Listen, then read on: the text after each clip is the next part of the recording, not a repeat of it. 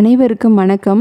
அமாவாசை தினத்தில் இந்த எளிய பரிகாரத்தை நம்ம செய்து நம்ம நிலைவாசலில் கட்டும்போது நம்மளோட கடன், நகைக்கடனாக இருந்தாலும் பணக்கடனாக இருந்தாலும் படிப்படியாக குறையும். ஒரு மஞ்சள் துணியோ இல்லைன்னா ஒரு வெள்ளை வேஷ்டி துணியில் மஞ்சள் தடவிட்டு ஒரு விரலி மஞ்சளையும் ₹1 நாணயத்தையும் அதே போல் ஒரு சின்ன துண்டு தங்கத்தையும் ஒரு கைப்பிடி அளவு உப்பையும் வச்சுக்கிறோம்.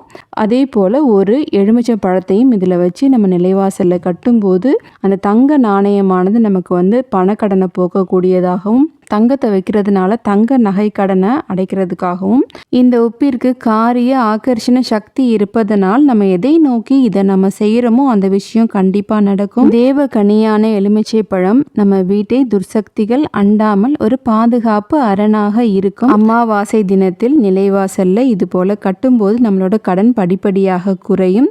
நல்ல விஷயங்களே நடக்கும். அனைவருக்கும் வணக்கம்.